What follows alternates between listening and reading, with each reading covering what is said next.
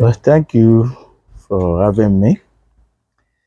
If you look at the figures, you discover that that's just about 5 million naira per month, 60 something million naira per year. And that's a complete package, all inclusive.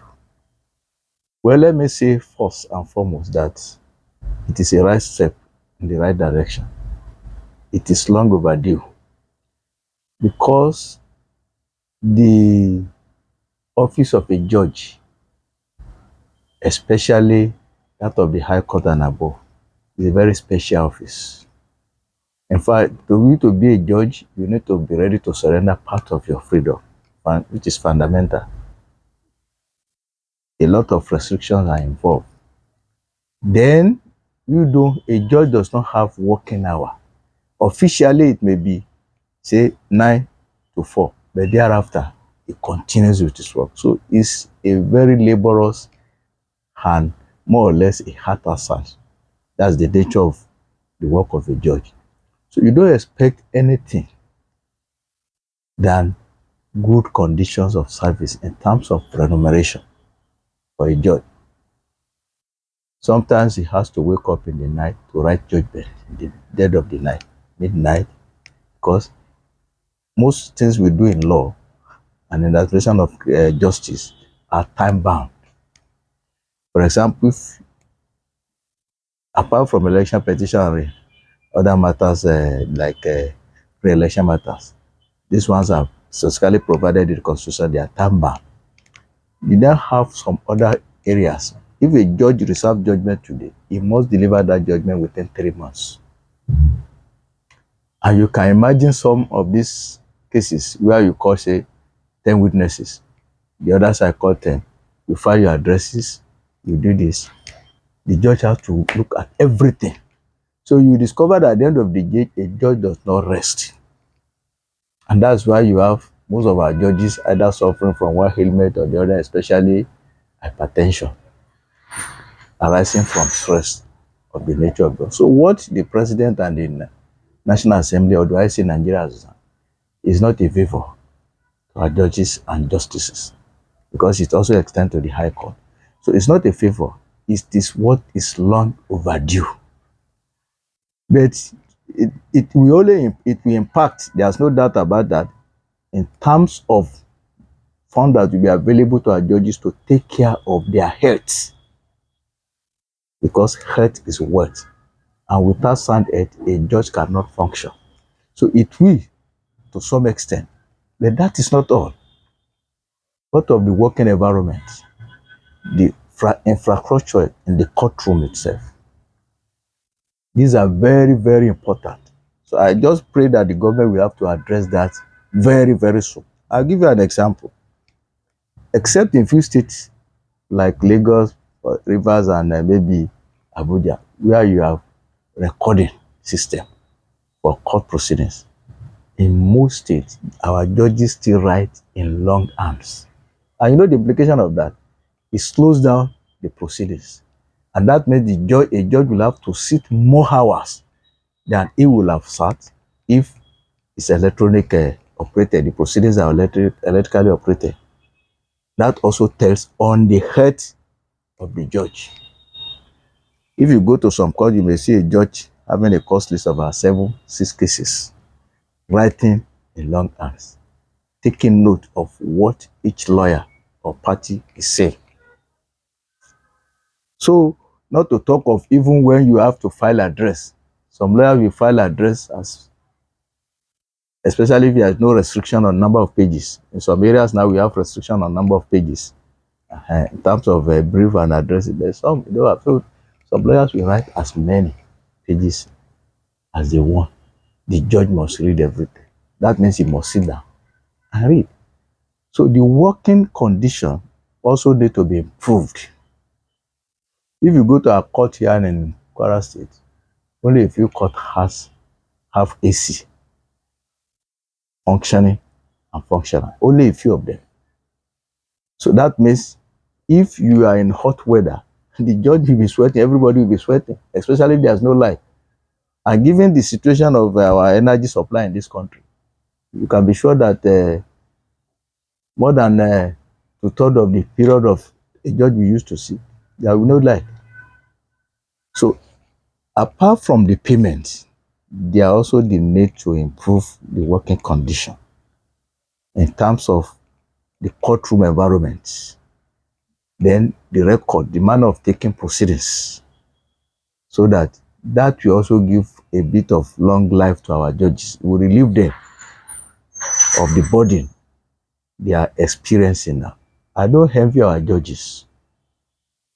As a lawyer, I know what it takes to write an address, to prepare processes. So not to now talk of somebody who will aggregate so many processes coming from different angles. You may have 5, 6. The minimum you have in the case is 2 lawyers for the 2 sides.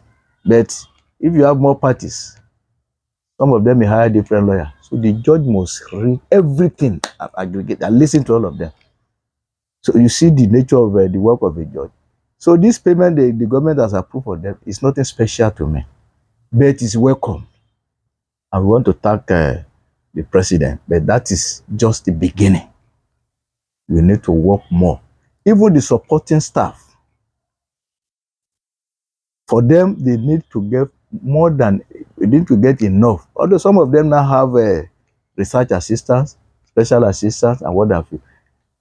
How well equipped are these people? Because what they are supposed to do is to do the research. For example, in this office now, if I want to do research, I tell my colleagues, go and find out this, go and find out this for me. I have more than one. A judge has only one research assistant. And you can imagine the number of cases it's attending to. So now the research assistant themselves, not only they need to be computer literate and trained, they must continue to be trained and retrained. Because law is a developing phenomenon. And for so long as the world continue to move, law must continue to move. So judges must continue to move, lawyer must continue to move, so that you can be part and parcel of the development. You can remain relevant. So apart from this payment, which I think is just for me, it's just a token, you need to work on other areas that I've mentioned. The courtroom environment, the recording system, the supporting staff. That is the only way you can now be talking of independence of judiciary. And more especially, the judiciary should control directly its own vote. You don't need to go to president, as at the federal level. You don't need to go to the governor before you can get your money. It is then you can talk of independence of judiciary. And when you have that, you need also to look at the process of appointment of judges. That is from the High Court, Court of Appeal. You see, what we observe in Nigeria is that the appointment of judges to Court of Appeal and Supreme Court has now been reduced to promotion.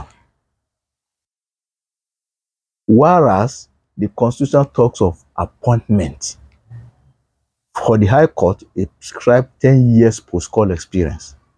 For the Court of Appeal, it prescribed 12 years post-call experience. Supreme Court, 15 years post-call experience. It didn't say you must be a magistrate, Court of Appeal, or anything before you become a Supreme Court justice.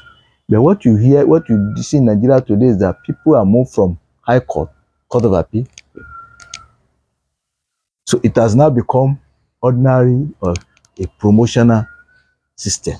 It doesn't go well for the system. So I expect a constitutional amendment in that regard. If you go to India, about 70% of judges come from practice, from academic and practice. Today, what we are having in Nigeria, if you don't take time, a time will come when you will not have academics and practitioners at our Court of Appeal and the Supreme Court. And you need amalgamation of these talents, these intellectuals. If you are coming from academics, if a matter involving academics come before the court, you know that you don't have any problem. From practice, wide range of experience. I'm not saying that our judges are not called. No, but what I'm saying is that we have to dive. Well, it has to be amalgam of different specialists. But what we are experiencing today is it has been reduced to mere promotion, which does not augur well. So I want a situation where the constitution will be amended and reflect that certain percentage must come from the practice, from academics. Because the constitution says 10 years to be a high court judge. It doesn't say you must be in active practice of law. So if you are a lawyer and you have been selling cement in the last 10 years, when the opportunity comes, if you know your way, you can apply and be appointed a judge. So where is that person going to start from? And that's why you hear some of the governor pushing their wife who are not even in practice. I'm aware that there are conditions prescribed for you to be a high court judge. If you are from practice, you must also be like very close to senior advocate in terms of the materials you have to produce. If you are a magistrate, you must have so number of judgment. But are they following in the context of Nigeria in terms of appointment? So we need to also review that. So what I'm saying next is that this increase in payment is just a minute aspect of what needs to be done to guarantee independence of judiciary and make the work environment friendly for judges and lawyers. My name is Salman Jawondo, Senior Advocate of Nigeria. I'm the immediate past Attorney General and Commissioner for Justice, Kwara State.